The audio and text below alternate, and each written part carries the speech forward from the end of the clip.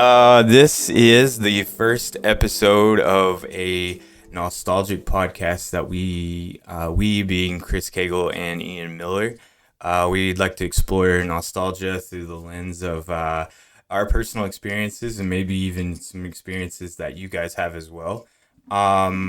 This episode is going to be just a general topic, nostalgic, what it is, what are some ideas and episodes that we can explore later on in the season, kind of like a trial run. So yeah, my name is Chris, and this is Ian. Go ahead. Hey, so what's funny is as you were saying our names in the intro, I realized that we both have names of like semi-famous people. Because Chris, Really? Chris, Oh yeah, well definitely the country singer, Right. Chris Cagle. Right, and Ian Miller is the name of the guy from My Big Fat Greek Wedding, as everyone reminds me every time they meet me. I admit I had no clue, but that's amazing. I know the movie. I know what you're talking about. I guess it pays to have. It's kind of nice to have people that are already have made it with our same names, so that now we know that we're marketable. Right. So it's like we don't have to risk anything. Have you ever seen that movie with Chris Rock where he did that? He was like running for governor or senator or something. Yeah, and that movie is one of those movies that kind of fell off the face of the planet. What was it called? Mr.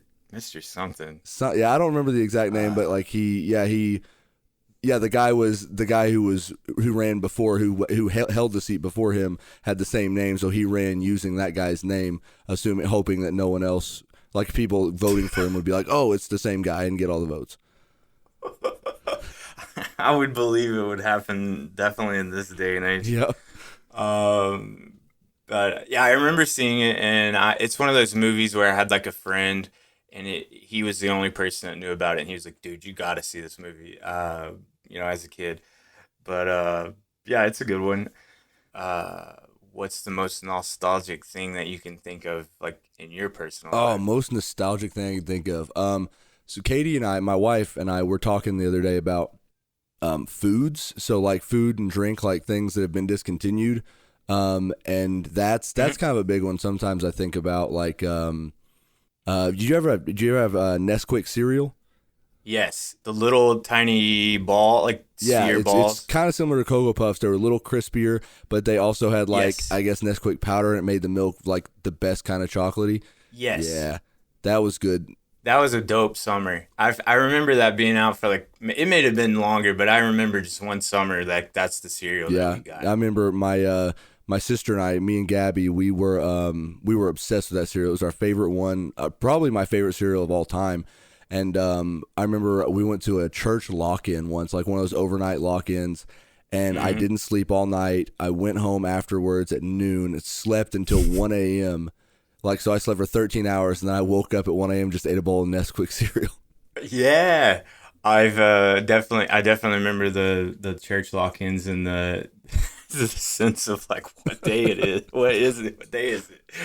I definitely want to do an episode on lock-ins and church-related outings. That's gonna be a juicy one.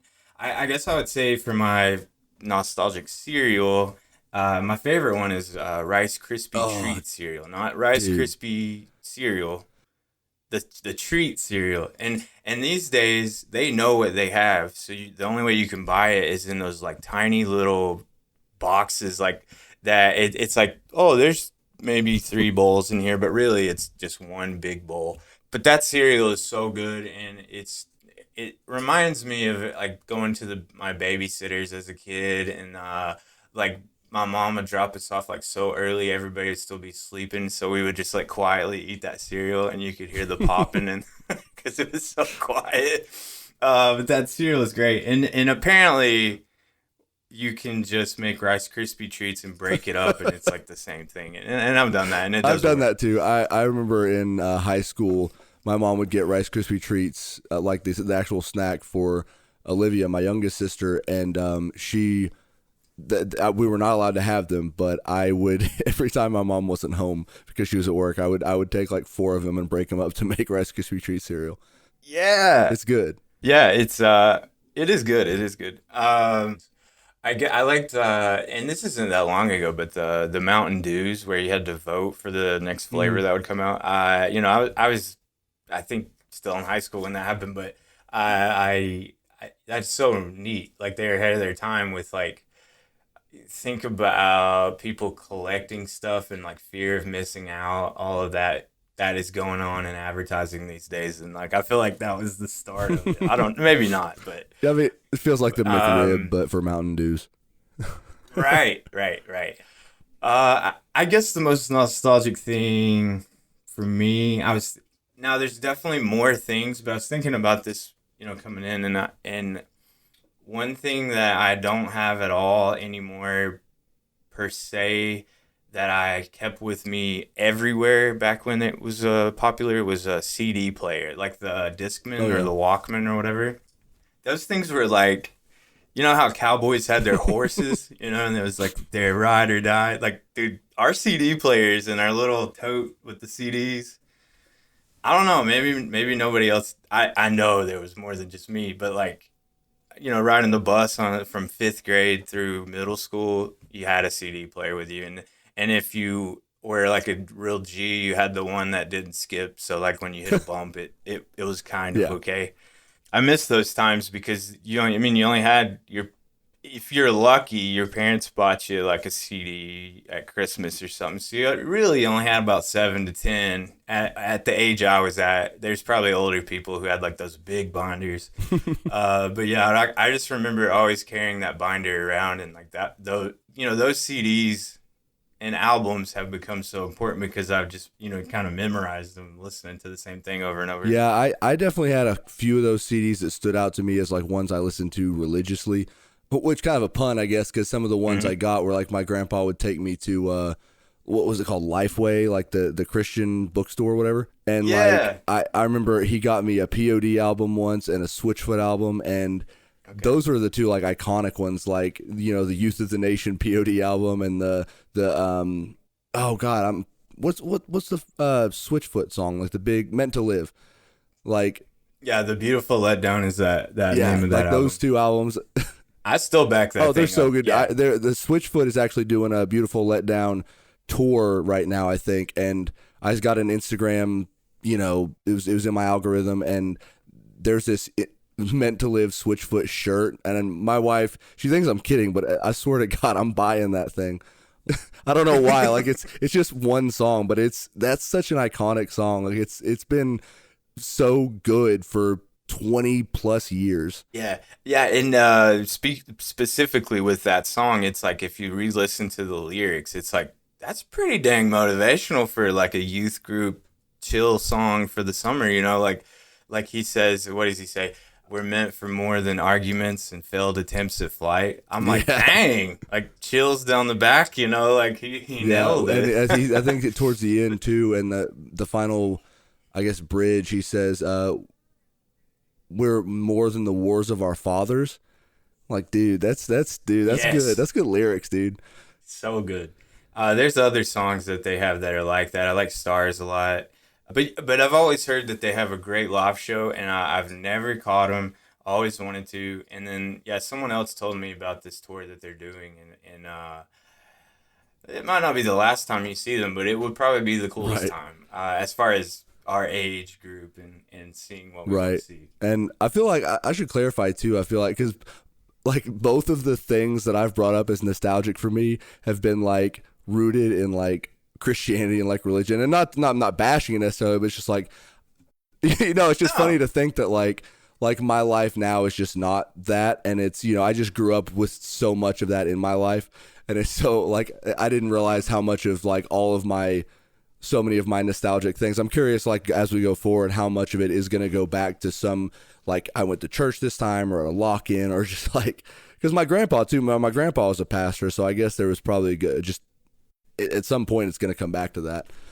yeah, yeah, and then I'm there as well. I went to church, from a little kid, Sunday school, all the way to probably high school when I got my first job, and then it was hard to, schedule. But how I look back at church, I don't look at it as a bad thing. I look at it as a this is the community place to be safe. Maybe you're not allowed to be who you want to be. That that's arguable. But it was a place to meet friends. It was a place to. I got to go snowboarding through church. I got to go to the beach. Cheap through church. Like there's good and bad things. But yeah, I as someone growing up in the South, like it is definitely ingrained in our culture our nostalgic culture from that Right. viewpoint. And I think too, what you're saying is it's funny because a different sort of thing that happened to me when I was younger. I was a little bit. I was like 19, but it was I had gone to church so long, as a child, and I never. I mean, it definitely was like a safe type of place, like you're saying, and I did have friends in the church and everything, but I never felt like overly religious. But there was a point where I started to be kind of, a little anti-religious, and my sister, Sure. Gabby, she was super into the church. She was doing like Young Life and all this stuff. And I remember one day, she was like, "Hey, I'm going to this ice cream social for the Young Life stuff." And I'm like, "Oh, cool. Can I come?" And she said, "No, you're not a Christian." I'm like, "Whoa, that's not going to Oh help no. your cause at Oh all." no.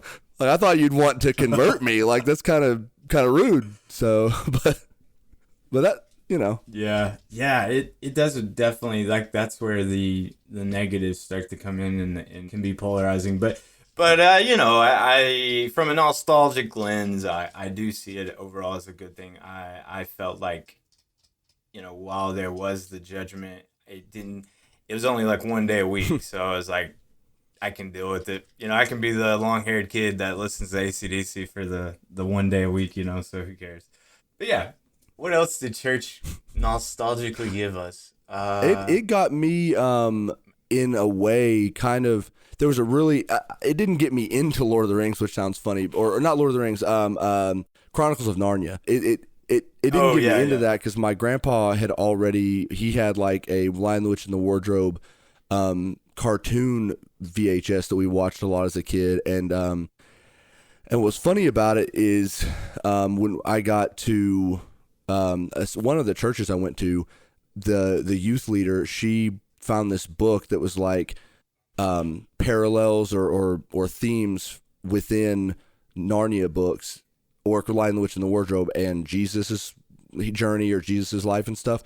And so like every week we'd go through like a chapter of that, and it made me see like all, like I said, like the parallels, or like, and then understanding like how common even outside of Narnia, like how many stories in modern media are like have so many similarities to Jesus's journey or biblical stories at all. Like resurrected characters Right. or just like savior type characters. It's way more common than I realized at the time. I see that a lot in. I mean, this is pretty generic, but I see that a lot in Shakespeare. And forgive me if I'm wrong, but I think Shakespeare had a play or hand in writing the King James version. I think I don't. Hmm. This episode was about religion. I would have studied, but I didn't. So I don't know about that one. But so like yeah, I see the correlations there as well. And it's cool to me that they met you in the middle instead of being like, "You're reading Narnia, get out of here." It was like there is some common ground here, and that's beautiful. Yeah, no, I love that a lot. Harry Potter is another one. Oh yeah, Harry Potter. That was as polarizing as it was, I only knew like two or three people that their parents were like no to Harry Potter, but it was always a good thing in my family, and I never saw magic as being anti-religious. Yeah, I don't think I had anyone in my family, or I don't think I knew anyone personally that was.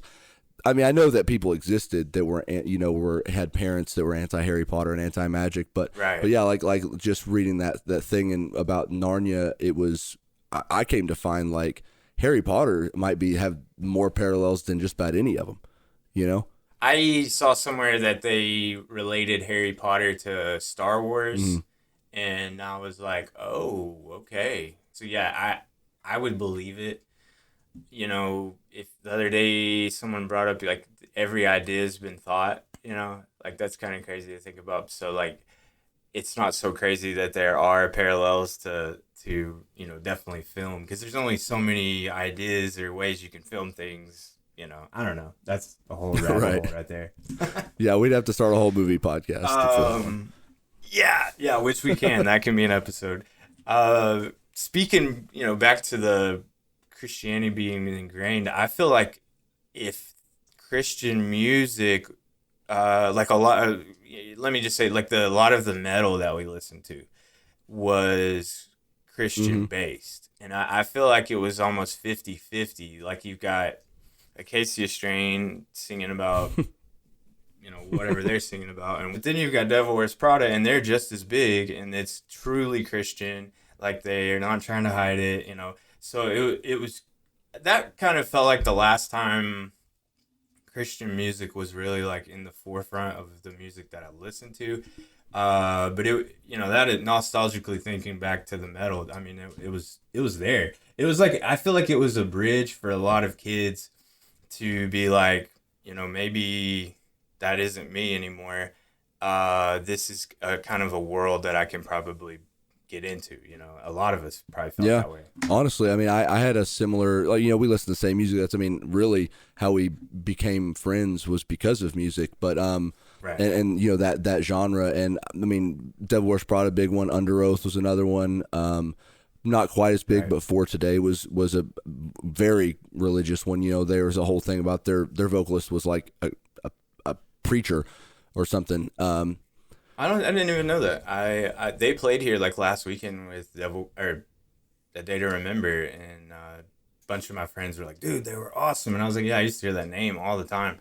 I did not know that they were a Christian Yeah, band. no, they're a very big Christian band. Like their biggest song was called Agape, and they were just super big Christian band. Their vocalist was like really well known as like a youth Christian leader, I guess is. But yeah, I mean they were very popular. So yeah, it's the same thing, but it's kind of funny you mentioned that because like with music, not necessarily from a nostalgic point with this, but like when it comes to music.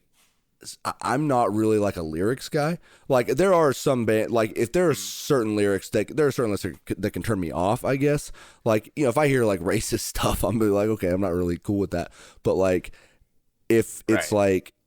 like I'm not a Christian, I'm not religious by any means, and I really haven't been for most of my life, but at the same time, like I still like the way Under Oath and the Devil Wears Prada sound. So I like them and enjoy them, you know and that's how I've always kind of been. Like I knew what the lyrics were, but they didn't affect my opinion of the band ever. Right.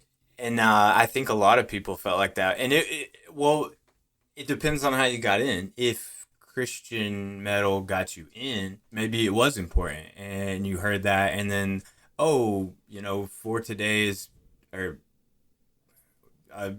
Christian metal band is touring with My Children, My Bride. Or no, they're Christian too.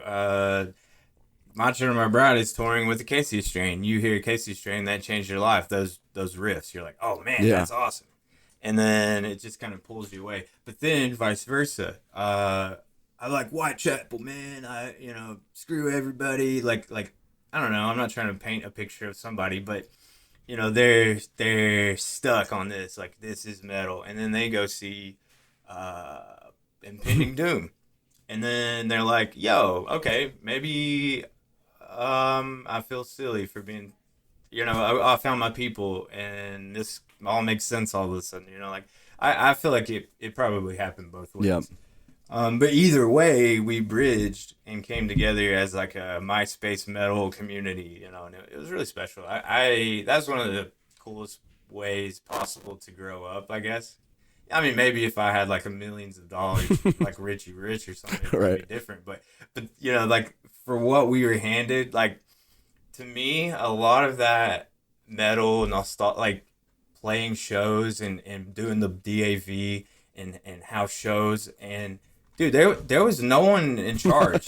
like we set all that up, just a bunch We of were kids, 19. and it was good. And think about it, people showed up to those shows. Maybe we didn't charge, maybe we did. I don't remember. But if somebody with direction had ran, like it it was professional. Like it was great. There's PAs, and I know we booked like I don't know, Gideon is definitely the one of the names, but like there was so many bands that made it that we had, and I say we like I was a part of it. I was just there, you know, I was just in that scene, but like it's just super special to me that happened, and it's cool to be able to think back that we did so much stuff. Yeah, absolutely. And it's such an interesting thing to think of how it all came together. Because like I said, you and I more or less became friends through music because similar. I knew a guy who played this instrument or music, and we kind of eventually became friends through Mm-hmm. that. But how we even met those friends. Like sometimes you just went to school with those guys, right? Like you went to school with a handful of the kids in Oliver Right. Springs, like Phil who played music, and a couple of the guys in Oak Ridge. But like the interesting thing to me too is I look back and there's a few like common threads or common trends with people who did get into music, like heavier music at that time, at that point in their life.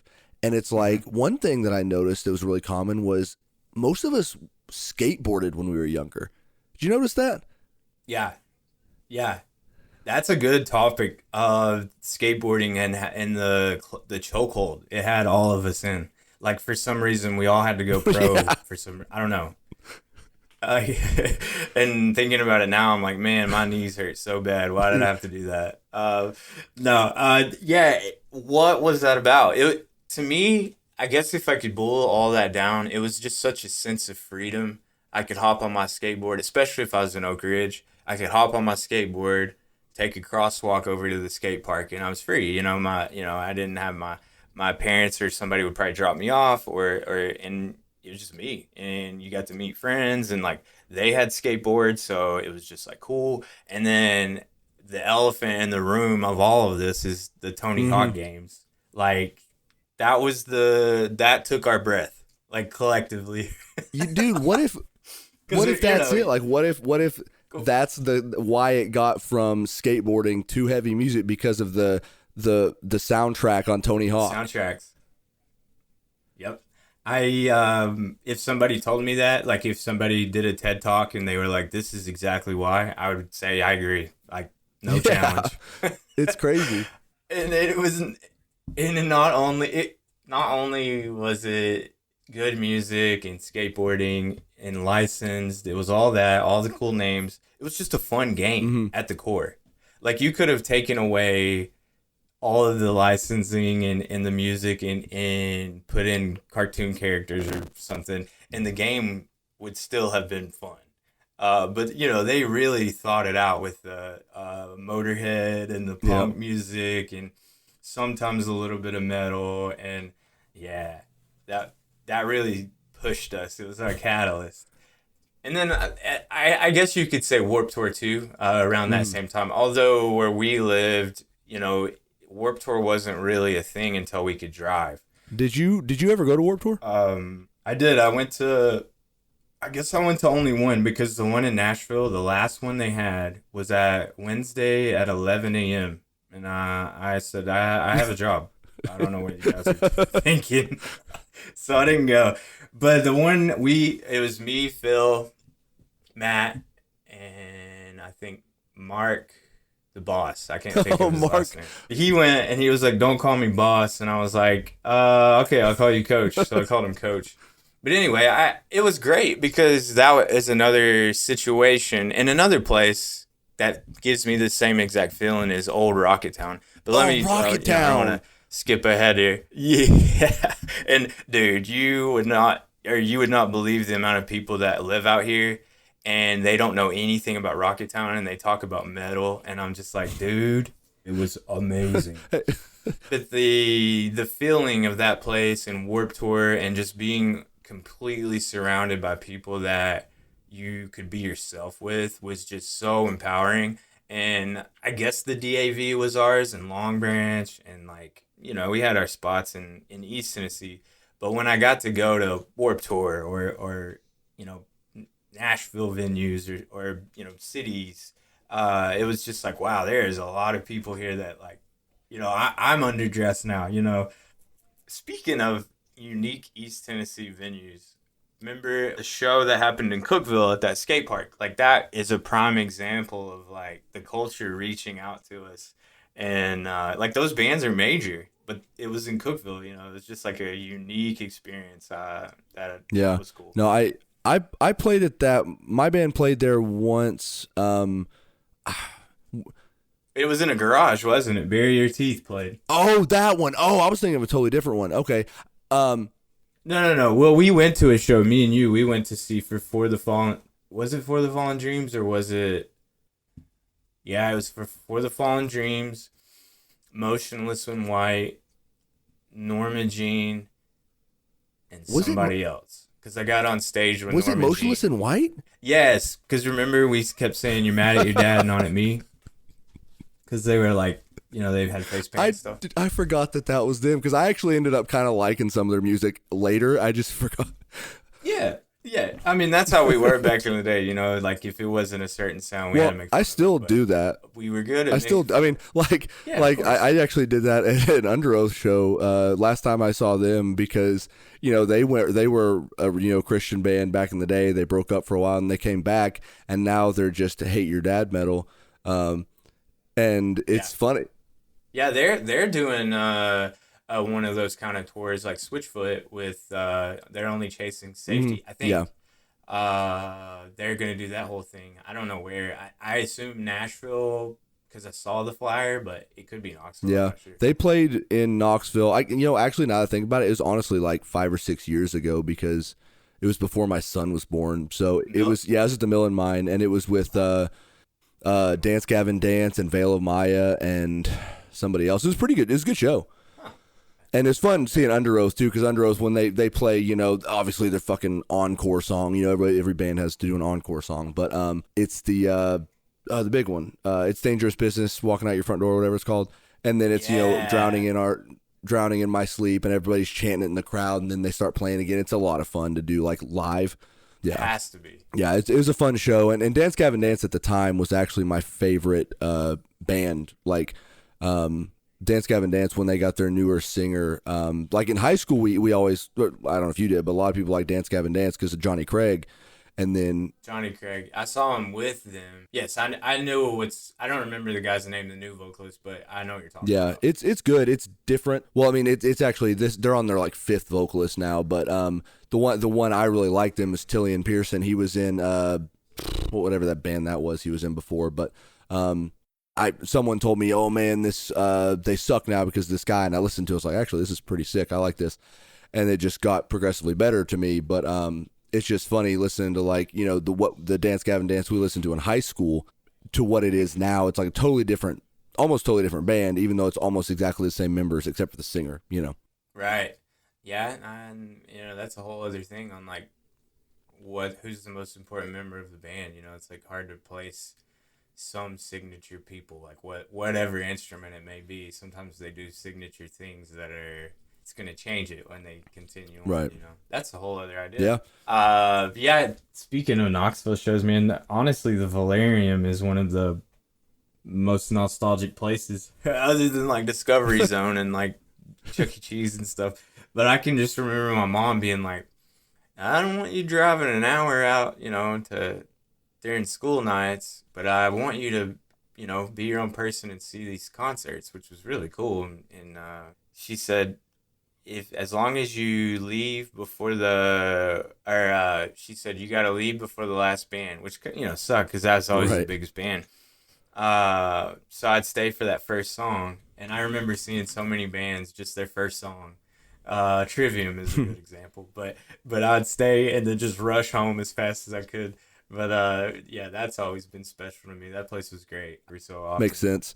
I mean, they have still a decent venue now. I don't know last time you went to a Knoxville concert, but the Concourse now is where all the metal ones are now, Okay. and it's in I heard it moved. the Concourse now. I haven't Like, been in is- like 2 years. It's is it just outside of Fountain City. Okay. Yeah. Because I remember the concourse being next to the old city, where that pizza place is, Barley's, I think. And then my buddy, I was downtown for New Year's like 2 years ago, and he said, "Come see me at the concourse." And I was like, "Easy, I can walk there. I'm at Urban." And then I get over there and it's closed down, and he's like, "Oh no, it's like some shopping center somewhere." And I'm like, "I'm not No, walking that far. I don't know what." no, This is. it's at the where the Kmart used But to be. There's like a Shoney's and a Kmart on just before you go, like when you're driving on Broadway, but you're gonna go like there's the underpass, and there's just oh, that's where Richie used to live. Not to like shout him out or like say where he lives, but I know exactly what you're talking about. That's where Geneva Senate used to hang out. yeah, And no, that practice. was it's over there, and I've only been to one show there. I think it was the Acacia Strain actually, and well Richie's band too. I mean the Guild was playing, and some. I don't want to talk trash on the band itself because the music's okay, but this have you ever heard of Sanguishugabog? I There, have not. it's I assume it's a play on that. I assume it's a parody. I could be wrong, and maybe I'm just being very insulting towards them. But they have this logo that's like it's the whole deathcore, death metal, black metal, like looks like a bunch of overlapping read it. branches. Yeah, it's you can't understand it. And so like I was like, Yeah. what is even the name of this band on the flyer? And then I looked it up, and it's Sanguishugabog. I'm like, what is that? Like I wouldn't have been able to figure it out anyways. That's not even a word. It's a spell. Yeah, right. Yeah, I'm trapped Oh, in my man. house for the next week now because I said that again. But Yep. but it was Easily. a fun show, and it was actually a good time. I mean, it reminded me a little bit of Valerium, and the Acacia Strain was really cool. Like they're as they they keep playing their music's always. They're one of those metal bands I think that since high school I've perpetually listened to them. Like every album has stuff I still like, versus so much Oh, of the same. older bands I'm like Devil Wears Prada or Under Oath. They dropped off for me like after I graduated high school. But like Acacia Strain, like the album that came out with 2 years ago, it's still awesome. So Yeah. Yeah, and I saw them about 2 months ago, and none of the original members are in. Quote or somebody fact check that, but I noticed that it almost sounded different. It wasn't as intense, but it was way heavier. I guess they're doing different guitar tunings. It could be mhm. anything really, but yeah, I was just like, wow, there's eras of this band, and I'm seeing this new era right in Mhm. front of me. They played with Between the Buried and Me. It was great. But I just remember when I saw them at Rocket Town, like I got knocked out in the pit. Like it was insane. And then I don't know what's changed, but I do like it. But I've just noticed like that 3750 album, and then that the stuff that we listened to, Dead Walk, Continent, and then they just I think Rise Records got a hold of them. They did a bunch of stuff with Rise that I honestly haven't listened to, and then this new stuff like they put this EP out, and it's yeah, it's different, but also it's the same in Casey Stream, but it's like they've got new people. He's got new people writing riffs. I Yeah, suppose. it definitely it feels less. I guess it was never sludgy, but it was it was very chuggy, and it was like a little bit more. Mm-hmm. It was a little faster at times now. Like it almost is leaning more hardcore than it is metal. Not entirely. It's still metal. It's still Yeah. like deathcore, but it is a little different style. But the one thing, and I don't know if he's a permanent member, but when I saw them, 2 years ago at the concourse, one of the guitarists, again, he might have been a touring member, but his name was Mike, and he was he used to play in Recon. Did you ever listen to Recon? I know the name. The only reason I know of Recon is from Mike Pfeiffer. He introduced me to them. I think they're even from. Yeah. Well, no, they're not. I was gonna say I think they're from New York. I actually think they're from Florida. But Mike introduced me to them for however he knew them, and I had an album of theirs on my iTunes forever because we shared an iTunes, and so when Vincent from the Acacia Strain, he's like, yeah, we got Mike from Recon playing guitar, and so I mean maybe it's him, and That yeah, makes sense. I don't Yeah. know. I have no clue. I didn't know who those guys were. I don't even think the drummer was the same, the Kevin guy, which shocked me because I thought he was a staple. But whatever. They sound Mhm. great. I'm not here to say they can't play music Right. or whatever. Yeah. So I was thinking, not to breakneck it, but as far as your perception where did wrestling play it? Like did it play any kind of, or was it just stories you heard at school? Is wrestling nostalgic to you? Is what I'm trying to ask. Yes, to a degree. I don't remember watching it a ton. I was kind of one of those kids who had a favorite like athlete and favorite this and for like every sport, but didn't really watch it that much. I was just like, I don't know. I was just like, I love icons, I guess. But like when I was a kid, I definitely Sting was my favorite. Sting was, and it was one of those where when I was a kid, I Sting was always my favorite, and someone told me that Sting was the singer of The Police, and I was like, well, that's weird. That doesn't make any sense at all. What a man! I didn't know he could sing, and I was obviously it's just a different Sting, but and then I always. That's hilarious though, coming from a kid. Like you're like, and no internet to look it up. You're just like, wait a minute. Oh. and like I always liked Rey Mysterio, and then there was somebody else, I don't remember who, but I feel like there's one other guy I really liked growing up, wrestling wise. But yeah, Sting and Rey Mysterio, and I liked playing the video games on my N64 a lot. Yes, but that was about the extent of it. I really don't remember watching it a ton. Same, and it's funny as someone who likes. Let me explain. I don't follow wrestling now. I would go see it live. I know who's wrestling now. I just don't. I don't have cable, so I don't really try to watch it. But I love old wrestling in the history. It's comic books to me. Like I can look up someone's lore and just rabbit hole all day. So as someone that didn't watch watch wrestling as a kid, not until way later, to me it's interesting to see who a non-wrestling fan's favorite wrestler is, or who they remember as a kid, because that tells me like that wrestler, you're as a wrestler you want to be recognized. Like Hulk Hogan, everyone knows him even if you don't like wrestling. So to a wrestler, that's amazing. You've transcended your world into the real world or whatever. Because that's not his real name. That's not Hulk Hogan. His name's Terry something. Right. Terry, I don't know. I feel bad for not knowing that. But like as that character, it's transitioned into the real world because it's that big. But like you said about the games, I didn't watch the shows, but I love the games from Super Nintendo up. So as like on Mortal Kombat, you have your favorite character. They're not a real person. Well, on the game, you could have a favorite wrestler and then look it up and you're like, oh, this guy's a real person, like this is crazy. So like a funny story is like the first wrestler that I ever had a favorite or was my favorite was Big Show. And it was because like as a kid, I was playing the game and I was like, this guy's name is Big Show. Like no one's going to be able to knock him down. So I'm not good at this, so I can play this guy and just beat up everyone.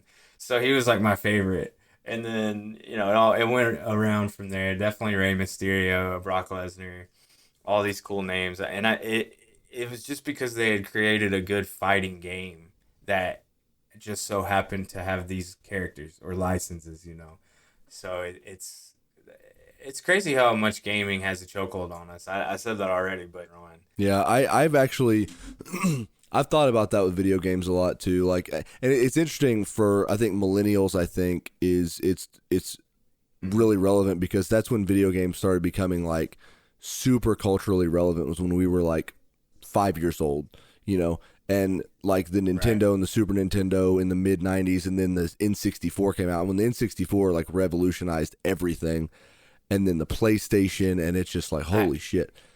And so. I actually read before we got on this. I'm so sorry to interrupt you.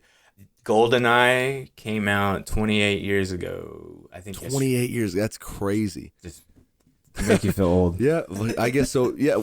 So I guess we were 5 years old when that came out. That's crazy. Yeah, but that, I mean, it's just one of those things. Like, because I remember getting, my N64. I got the Jungle Green one that came with Donkey Kong 64, which is such a great game. I actually bought that like a month ago. It's such a good game. I paid a pretty penny for it, and I'm sad, but I had to have that one. I had the Jungle Green that came with it, but I remember never beating that game as a kid, and then I used to work on the road, and I would only come home every other weekend to see my wife and daughter, and so the weekends I was I remember The that. weekends that I was on the road and I was just like doing nothing, as I lived in a hotel room, I was working outside of Philly. I ended up driving to New Jersey to buy that from somebody, to buy a 64 and buy Donkey Kong because I wanted to play it. And it's just as fun as I remember, but I don't think I beat it. I still don't think I beat that game.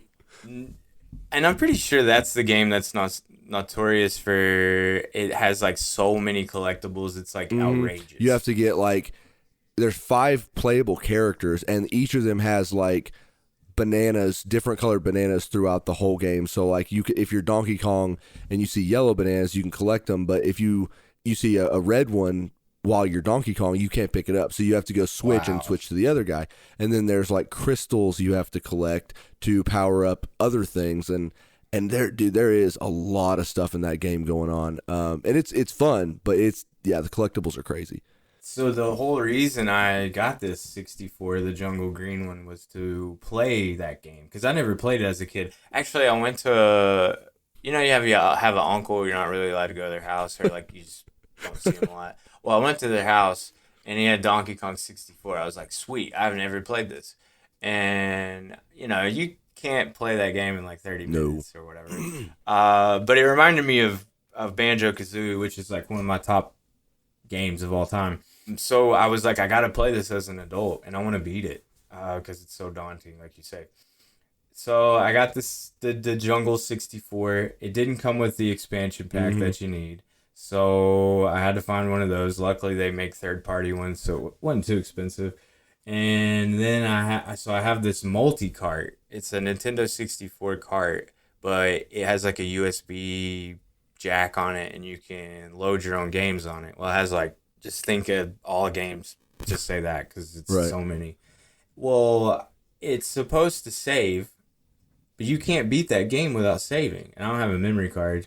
So it's really tricky to save on there. So I have, every time I play it, it doesn't end up saving. So I've just gotten frustrated. But I do have it. And I do want to beat it one day. I've been playing a lot of Hot Wheels Turbo Racing because that was one of my favorites on the 64. I mean, you can save it and unlock the secret cars and stuff, but you don't have to save anything to play that one. So I've been playing a lot of it. There was one game, speaking of games that like, this is one I did play as a kid but never beat, kind of like Donkey Kong, but it's for a different reason. Like Donkey Kong 64 is daunting because there's just so much going on. There's like 8 worlds or levels, whatever you want to call them, and then all the collectibles. I never even think I got to the end with King K. Rool, but that's just because that game takes a long time. But like another game I was thinking of that I actually played kind of recently. So do you have a Switch? I do. So do you pay for like the classic like Nintendo stuff? Yeah. So we have all those too, and there's Super Nintendo, there's the Lion King game, right? Is it on there? Yeah, the Lion King game for Super Nintendo is on there. And I hate that game. It's the hardest game. Like people want to talk about like it's brutal. Baldur's Gate or Ghost of, like no. Lion King for Super Nintendo, dude, it's the hardest game of all time. I don't care. Like I went on there. Yeah, no, I agree. I've never beat as a kid. There's the one level where like you're on an ostrich's back, and then there's giraffes and monkeys, and they're throwing you through trees. I was like, okay, maybe I just forgot what came after it, and so I played it as an adult. I still can't beat it. I thought it was just like, okay, I was a kid. I didn't have the dexterity for it. It's impossible. No. And luckily the way the system is now with the, being the classic game set up on the Switch, you can like rewind and fast forward. Right. Or you can also like create a save and load point. So like in the middle of a level, if I'm like, okay, this is as far as I got last time, I'm going to save it right here. And then I die and go right. And instead of starting the whole level over or running out of lives, I'm just going to keep starting from that point. And I literally, I bet I died. I beat the game. I did, but I think I died 70 plus times. It's crazy. I admit I watched the ending on YouTube just so I could have it in my mind. Yeah, you get to fight Scar, and the Scar actually wasn't as tough. Like That's what everybody says. They say after the monkey part, it's like smooth sailing. No. Well, they're high. They're drunk and high. Because there's like I think the next level after that, if I remember correctly, is is the Stampede level, which it's one of those like Crash Bandicoot levels where it's like you're running at the screen and dodging stuff, and it's like impossible. And then there's another level, Tarzan. Yeah, and then there's another level like 2 or 3 levels later where you're going through like this, I guess like a cave or something, and it's like if something drips on you, like I guess it's lava, I don't know, but if it drips on you, you die. I'm like, what the hell is this game? Like it's, I probably rewound that one the most, like that one, the Stampede, and that level where it's like that cave, and it's just, I died. I don't know how anyone could beat that game, and that was, and I swear to God, this was on easy mode too. Yeah. How anybody could beat that game on anything other than easy mode without like a cheat thing, they're liars. And Disney's games are notorious for that, especially on the Super Nintendo. Like Aladdin, those games were. I enjoy the Aladdin games, but they're pretty tricky. I'm trying to think of another one. I know that there's like a few Mickey Mouse games that are pretty tough. And then on the NES was the Ninja Turtles game, which like you have to swim through and get the bombs or whatever, and everybody says that's brutal. I think I played it like once, but I was a little bit before my time. I had an NES, but I didn't ever play that one. I don't think I ever owned that Ninja Turtles game. That was the one, if we're talking about the same game, I had, the nostalgic memory I have of that is my family and I would go to North Carolina for, or South Carolina for Thanksgiving with my grandpa's aunts. Like they were like 90 years old. And he had this cousin who lived on this trailer on the side of the road outside of this town. And we'd go in there, and his name was Joey. I don't remember anything else about him, but his name was Joey. And I remember that he and his son, they had an NES and that Ninja Turtles game, and I played it there. But that was like the only places I played it there, like every year around Thanksgiving for like 3 or 4 years straight, and that's it. But like I remember like that, it's like, you know, side scrolling, and you're like, you know, you can throw, I guess, like your sai or whatever it is, and it was a cool game. I like that. A game that was like that was my mom. I can vaguely remember this, but we would visit my mom's friend somewhere in Knoxville, some development house. Like, you know, when those neighborhoods started coming up with every house looked the same, kind of like that. Yeah. We would go there, and she had a PlayStation with Jet Moto, it's like futuristic jet ski type game. And I never played it anywhere else. I only played it at her house, and I'd bring it up at like the lunchroom table, and people were like, that game is so awesome, and I would be like, you know, just like I don't know where the heck I was, but also while you were describing the NES room, I was thinking about, well, I was listening to what you're saying, but I was thinking, you know, sometimes the most smoky, dingy wood paneling wall with the grossest old CRT TV. It's like the most comfortable room. Like you got like a Tupperware box full of like 6 games, and you just go through them and sit on the floor. Like that's like the happiest ever, you know. Like I don't, it doesn't. You could be in some gross cave as long as you got power and one of the little TVs. Like it'd be fine. It's funny how like I've thought about this before too. Like my friends who had the most and best video games were the ones who lived in like the trailers, and like they had that's very true. And they also had like 7 brand name cereals on the top of the fridge, and they had like multiple boxes of like canned Coca-Cola, and for some reason like they were all sticky. Like I don't know why. That's true. I know, man. It's just like that is nostalgic. You know, everybody probably has been in a house like that. When I was a little kid and I went into someone's house that I guess would be considered poor, I would always say, whoa, like, why you got all these knickknacks? Like all these Precious Moments figurines and eagle statues. And I in my little brain, I thought that they spent all their money on that kind of stuff. You know what's funny about those families too is that like I was saying is like I by all means I want to like clarify, I'm not like bashing people who lived in trailers or calling. No. This is a nostalgic like you went into different people's houses like as a kid. Like that's how I'm. Yeah, thinking. And like because you know we're talking about this and I'm thinking like my two closest friends, like from early childhood until I was an adult, like I don't really keep up with them much anymore. I wish I did. It's kind of, everyone, drifts apart Sure. eventually. But these guys, they both had lived in similar type of houses, like lesser money, whatever you want to call it. And what's crazy is, a lot of people do think about, you probably see this on Facebook every couple of weeks where it's like, money isn't everything. And, oh yeah, coming from a rich guy, but it's, what's funny is like those two families that those guys grew up in are probably the closest knit, happiest families I've ever been around. Right. Like because they didn't care about the materialistic stuff. I guess that's, maybe I'm just like extrapolating based on what I've seen, but like they had both parents. It wasn't, and because that can be tough, like I grew up with divorced parents, and, regardless of the incomes or the stuff they had or whatever, it's like all the siblings were close with one another, and the parents loved the kids, and the kids like went on to do good things. And it's like, it's cool to see.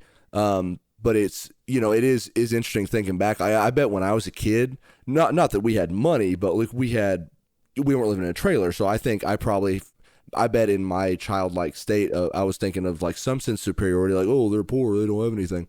But then right at the same time, I went home and me and my sister were beating the hell out of each other, and I don't talk to my mom much, So right. I borderline wish I did have that, Yeah, like I guess it doesn't matter where you are on income. Like a family has problems at every level, or not, maybe not problems, but dynamics.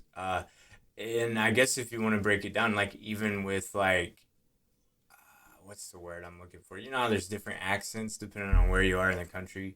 Like little tiny things. Like I bet people up north do Christmas a little bit different than where we are, and I feel like a lot of that has a play in it. Everybody's family is a little bit different. Like, oh great, I gotta drive 2 hours to see great grandma, but I have that's definitely has a play on how you grow up and who you are. And then to tie it back to the podcast, what you find nostalgic, like if there's certain things that you did as a kid that I never did, like, I don't know, I can't think of anything off the top of my head, but everybody had a little bit different, but also the same. Right.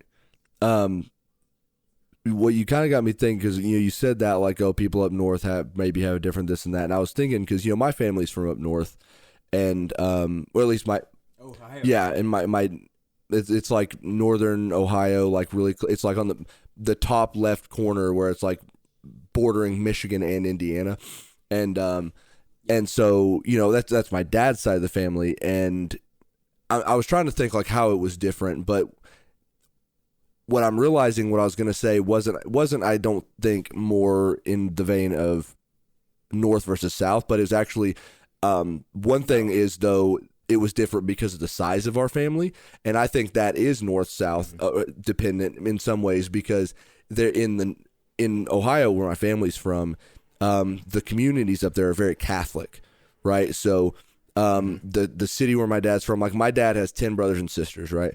And my best friend growing up, one of the guys I mentioned who lived in like the whatever, poorer house or whatever with a good family, his dad had 14 brothers and sisters.